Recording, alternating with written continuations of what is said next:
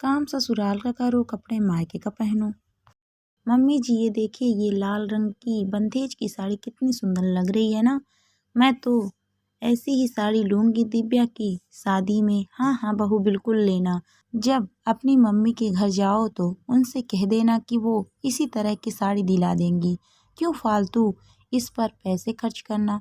सुनकर करुणा को बड़ा अजीब लगा। उसने प्रश्न भरी नजरों से माला जी की तरफ देखा, पर वह तो बेटी दिव्या की शादी की खरीदारी करने में मशगूल हो गई थी।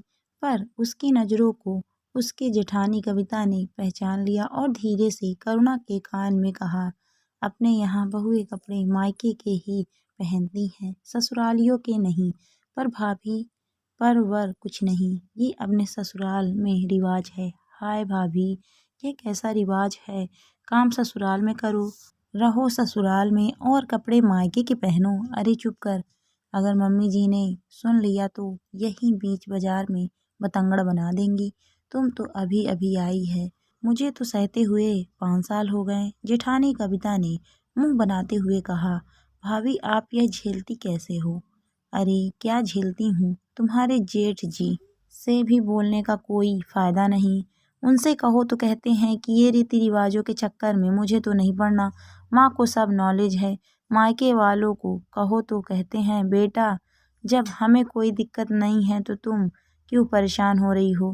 पिछले 5 साल से मेरे अंतर मन में यही जंग छिड़ी हुई है कि हमारा क्या ससुराल में इतना सा भी अधिकार नहीं कि ये लोग हमें एक साड़ी तो अपने पैसों की दिला सकें। पर इस जंग का कोई नतीजा नहीं निकलता। दोनों धीरे धीरे बातें कर रही थी कि माला जी ने दोनों को टोका, क्या धीरे धीरे खुसुर फुसुर कर रही हो तुम दोनों। जल्दी जल्दी खरीदारी करवाओ और भी दूसरे बहुत काम हैं। शाम को तुम्हारी दोनों बुआ सास भी घर पर आ जाएंगी, इसलिए घर चलकर खाना भी बनाना है। सासू माँ का आदेश मिलते ही दोनों दिव्या के लिए साड़ियाँ देखने लगी। करुणा ने देखा कि माला जी ने एक साड़ी खुद के लिए भी पसंद कर खरीद ली है। जब माला जी की निगाह करुणा से टकराई तो वह झेपते हुए बोली, अरे मेरे भाई ने कहा था कि एक साड़ी उनकी तरफ से ले लेना, तो मैंने यह ले ली। बाद में वो लोग इसके पैसे मुझे दे देंगे।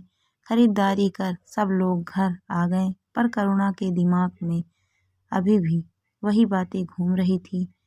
भला यह भी कोई बात हुई, रहना ससुराल में है, सारा काम ससुराल का करना है, सेवा ससुरालियों के करनी है और बहू के कपड़े उसके मायके वाले दिलाएंगे।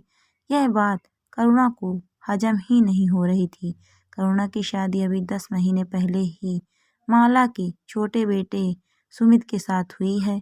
माला जी अपने परिवार की सर्वे सर्वा हैं, जिसके सामने उनके पति ईश्वर लाल जी की बोलती बंद रहती है। बड़ा बेटा रंजीत और बहू कविता और उनका एक 3 साल का बेटा तेजस है। बड़ी बेटी दिव्या की शादी पक्की हो गई है, जिसकी शादी की खरीदारी करने आज ये लोग बाजार गए थे। यूं तो करुणा की शादी को ज़्यादा वक्त नहीं हुआ है, इसीलिए उसके पास नए कपड़ों की कोई कमी नहीं है।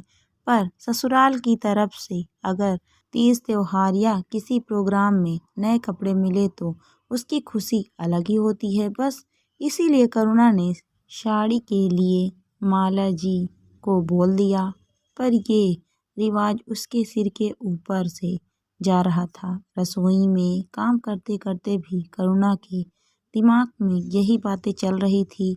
उसने कविता से पूछा, भाभी भला ये क्या बात हुई, ऐसा भी कोई रिवाज होता है। ये तो मेरे अभी तक पल्ले नहीं पड़ा।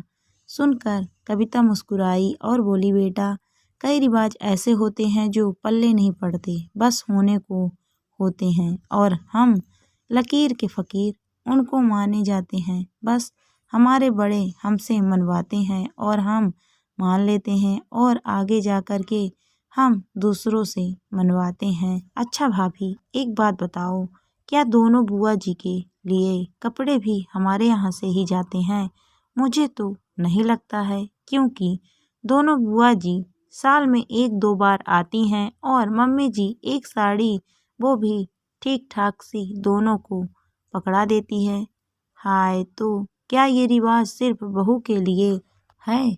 मुझे तो ऐसा ही लगता है, क्या मम्मी जी के लिए भी सारे कपड़े उनके मायके से आते हैं? पता नहीं, खरीद कर तो खुद ही लाती हैं, बस कह देती हैं कि मेरे भाई इनके पैसे दे देंगे, पर आज तक मेरे सामने तो कोई पैसे दिए गए नहीं। खैर छोड़ो इन सब बातों को, फटाफट हाथ चला, नहीं तो अभी रसोई में ही हंगामा हो जाएगा। शाम को दोनों बुआ जी घर पर आ गईं, पर इत्तेफाकन उस दिन मौसी सास भी घर पर आ गईं, इसीलिए मौसी सास को भी जबरदस्ती घर पर रोक लिया गया। रात का खाना खा पीकर दोनों बुआ जी मौसी माला जी से आराम करते हुए अपने कमरे में बतिया रही थी, तो करुणा और कविता भी उनके पास आकर बैठ गई।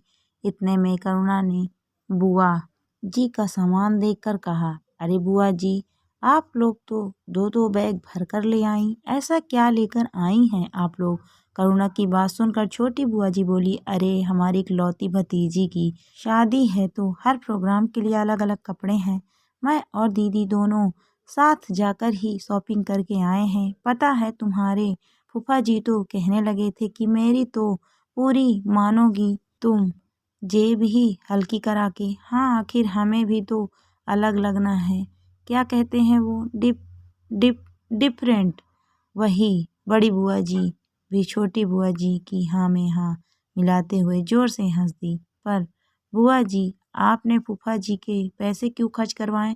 यह तो रिवाज के खिलाफ है, करुणा ने कहा। तो सब लोग हैरानी से उसकी तरफ देखने लगे, पर करुणा ने अपना बोलना व दस्तूर जारी रखा, और नहीं तो क्या बुआ जी, आपको पता नहीं है क्या, हमारे यहाँ पर रिवाज है कि कपड़े तो मायके के ही पहनने पड़ते हैं, ससुरालियों के पैसे खर्च नहीं करवाते। फिर आपने फूफा जी कितने पैसे क्यों खर्च करवा दिए, जबकि आपको पता था कि मम्मी जी आपको साथ में ले जाकर शॉपिंग करवा कर आएंगी, है ना मम्मी जी?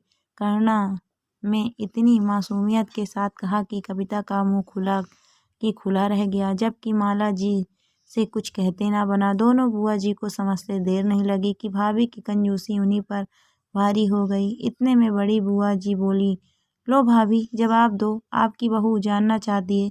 अच्छा अच्छा बुआ जी, मैं समझ गई आप जो जो शॉपिंग करके आए हो ना, उसके पैसे मम्मी जी देने वाली हैं। हाँ तो आप बिल दे दो, मम्मी जी अभी पैसे आपको चुका देंगी।